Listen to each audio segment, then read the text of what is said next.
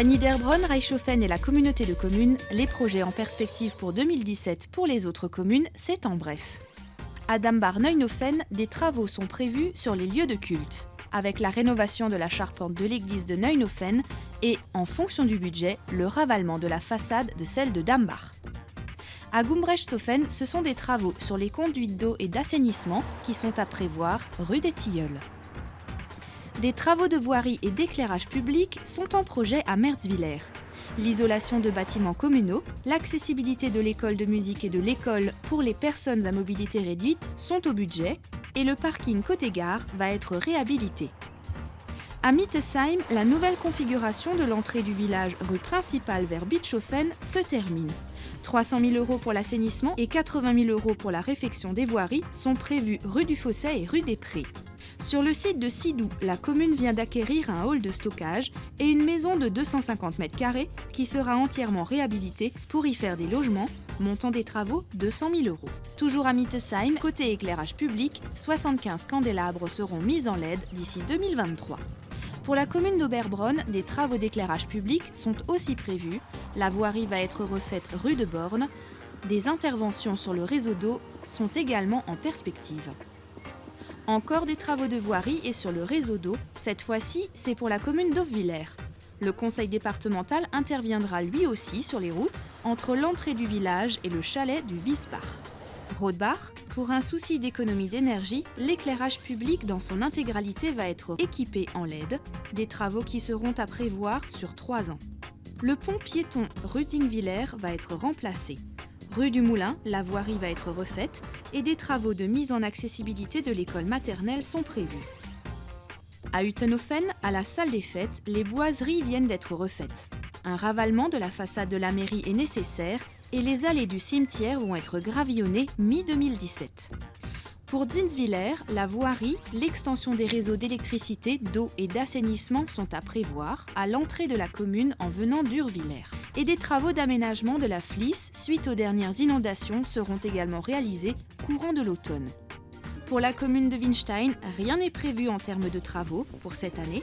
Et pour Gundershofen, nous ne sommes malheureusement pas en mesure de vous fournir les informations pour les travaux prévus au budget 2017. La commune n'a pas souhaité nous donner ces renseignements. Pour plus de précision, veuillez vous adresser directement à la municipalité. Le développement de l'Alsace, cela nous concerne tous, mais plus particulièrement Alexandre Michels avec nous aujourd'hui pour nous parler de l'ADIRA. C'est votre métier, votre rôle, développer l'Alsace. Est-ce que vous pouvez nous expliquer aujourd'hui les missions que vous faites ? La mission de l'ADIRA est double. On a d'une part une mission de conseil aux élus pour les aider dans leur réflexion sur toute problématique économique et pour les aider notamment dans le développement de leur zone d'activité économique comme celle où nous nous trouvons aujourd'hui. Le deuxième volet, c'est l'accompagnement des chefs d'entreprise. L'objectif, c'est de les aider, de les accompagner à se développer, puisque notre finalité à nous, c'est de créer un maximum de richesses et d'emplois et de sociétés sur le territoire alsacien. Alors là, concrètement, on se trouve devant CSP Technologies, c'est une entreprise que vous avez accompagnée. De quelle manière vous avez fait ça avec eux ? Alors c'est très simple, à l'origine CSP Technologies souhaitait s'implanter dans le nord de l'Alsace. L'ADIRA, de concert avec la communauté de communes et avec le dirigeant, ont réfléchi. La communauté de communes a proposé un terrain, l'ADIRA a accompagné le chef d'entreprise, puisqu'il y a un certain nombre de contraintes quand on vient de l'étranger, qu'il faut aider, qu'il faut lever. Et à partir du moment où CSP s'est installé, c'était dans les années 2000, eh bien l'ADIRA a continué à l'accompagner dans chaque extension, chaque projet de développement. L'objectif est d'attirer sur le territoire des emplois à forte valeur ajoutée et de permettre aussi par ricochet à d'autres entreprises de venir s'installer ici même. Vous êtes là depuis janvier 2017, donc assez récemment. Quelle est à première vue votre vision de ce territoire de l'Alsace du Nord ? Alors ma vision, déjà je pense que c'est une région qui est industriellement dense et riche.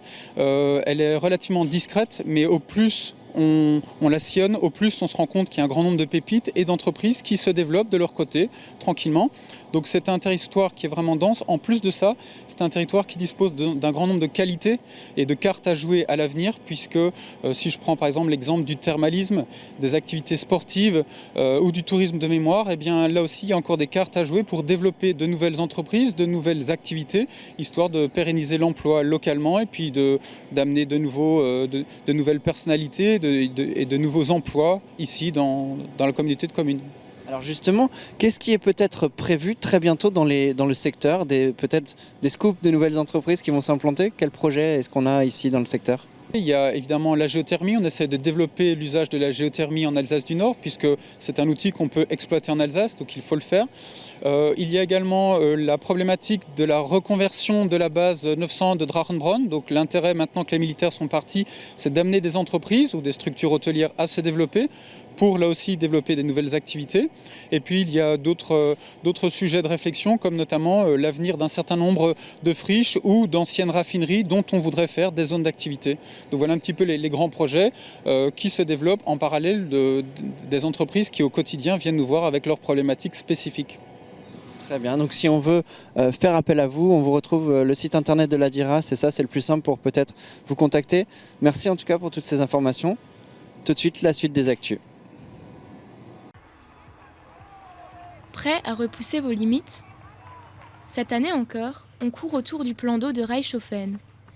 Organisée par l'athlétisme de Niederbronn-Reichshofen, cette 16e édition de la course du printemps a eu lieu samedi 22 avril. 6 parcours sont proposés. Pour les jeunes qui sont nés entre 2006 et 2007, 1 km est à parcourir. Ils n'ont qu'un objectif, être le plus rapide. 10 km sont foulés par les plus courageux avant de pouvoir apercevoir la ligne d'arrivée. C'est un moyen de mettre en valeur ce magnifique cadre naturel que nous avons la chance d'avoir ici sur notre territoire. Et ça permet évidemment d'attirer des sportifs de toute la région, de toute l'Alsace du Nord et parfois même de plus loin.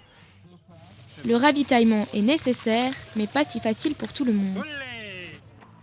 Bénévolement, les jeunes du conseil municipal des enfants de Reichshofen aident la Croix-Rouge à récolter les dons matériels.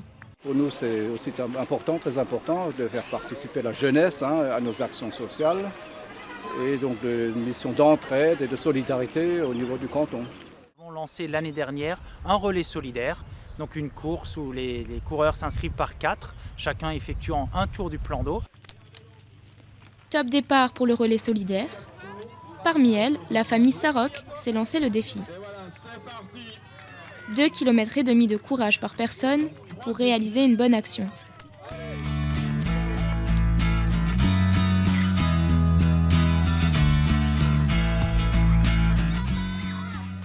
Exténués mais heureux de leur performance, les coureurs franchissent la ligne d'arrivée. Tes impressions? C'est dur! Les recettes du relais solidaire seront entièrement reversées à la Croix-Rouge. Notre équipe de TV3V part à la rencontre de la classe Ulysse du groupe scolaire Hans Haug à Niederbronn-les-Bains. Cette rencontre a lieu dans le cadre de la semaine de la presse. Les enfants échangent avec Rémi et Fanny qui leur présentent le métier de journaliste. C'est un métier qui peut être dangereux, mais les journalistes ils sont conscients de ça. Pour leur maîtresse, aborder le sujet de l'info est essentiel. Il leur manque souvent une ouverture sur le monde qui les environne, le monde qui les intéresse, c'est le monde qui est très très proche d'eux. Et du coup, parler de l'info, de ce qui se passe dans le monde, les choses qui se passent qui sont éloignées d'eux, ça va pas forcément être facile de capter leur attention. Mais leur montrer que les choses qui se passent loin d'eux peuvent aussi être des choses qui sont proches de leur vécu ou de ce qu'ils peuvent ressentir. Je trouvais que c'était un joli défi pour la classe. Un défi qui semble être relevé par les élèves. Pendant presque 1 heure, les enfants et les journalistes échangent sur le thème de l'information. Définition, provenance, ils découvrent ensemble comment différencier une fausse information d'une vraie. Celle-là, elle n'est pas vraie. Mais tu vois que visuellement, c'est vrai. Mais ce que les élèves attendent le plus, c'est de pouvoir passer devant la caméra. Ils ont besoin de concret, ils ont besoin de choses aussi qui vont les fasciner, comme l'objet caméra. C'est quelque chose qui a tout de suite suscité leur intérêt. Faire le journaliste, ça leur permet d'être un peu... de faire appel à ce qu'ils savent du journalisme, de ce qu'ils ont pu observer, et ça leur apprend des choses, quoi, de manière. Bonjour, je m'appelle Lucie, je suis dans la classe de Madame Clay. TV3V, c'est marqué sur le micro. Bonjour, bienvenue dans la météo. Je vous souhaite de bonnes vacances à tout le monde et merci. La rencontre s'achève en même temps que leur journée de classe. Nous retrouverons peut-être ces reporters en herbe l'année prochaine pour une nouvelle édition de la Semaine de la Presse.